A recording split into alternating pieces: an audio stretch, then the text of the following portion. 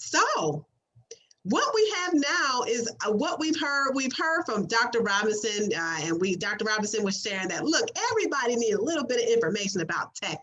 Right now, we are all in this virtual world, and some of the smallest little pointers or just tech savvy little tidbits or jewels that you can drop to give us about tech and to share a little bit about what's coming in the new year as it pertains to our tech college.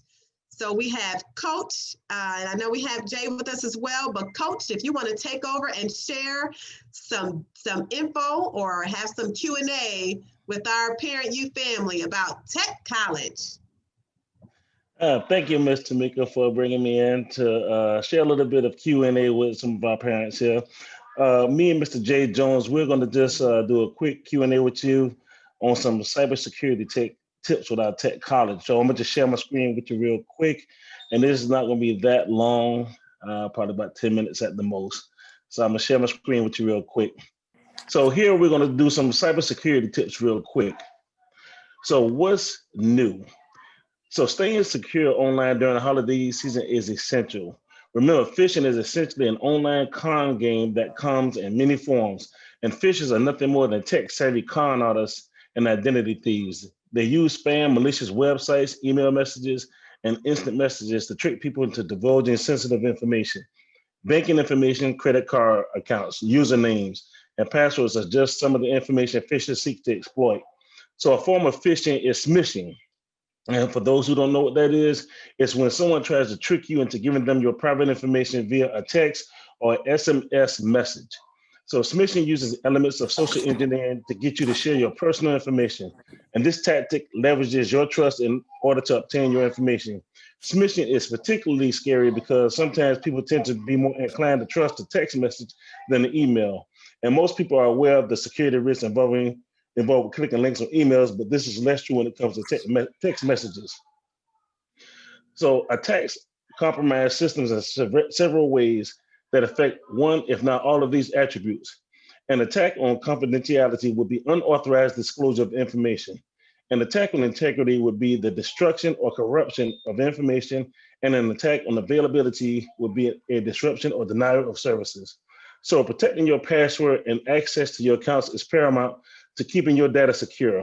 And here's some tips for protecting your passwords. Be aware of your surroundings when entering your password.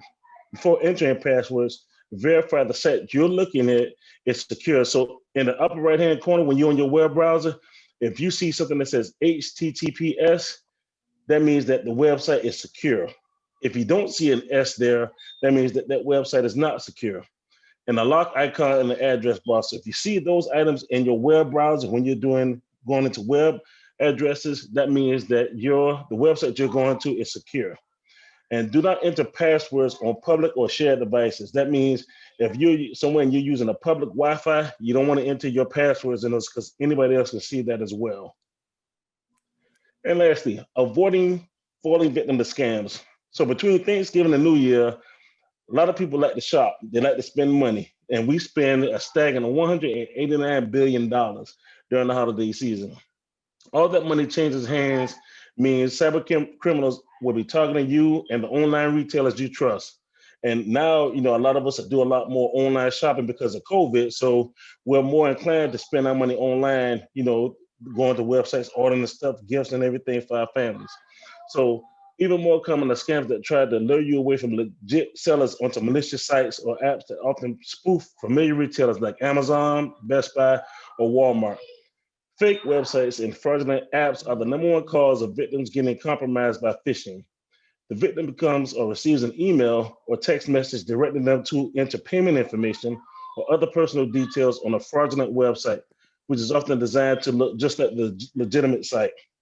Here are some tips to avoid Black Friday phishing scams. The sender's email address almost looks right, but contains extra characters or misspellings and or bad grammar either in the subject line or anywhere in the message. Addresses you with generic terms, Mr., Mrs., or dear customer instead of by name. The message warns that you need to take immediate action and asks you to click on the link and enter personal details, especially payment information. and the messages promise a refund, coupon, or other freebies. So you get a lot of those emails where somebody says you win free money, or you get those fake messages that come from the UK that says that somebody's left them with millions of dollars and they want to share them with you. So you always got to be careful on these websites that you may go to, or emails, or other items that you may receive. And that's the end of our presentation there.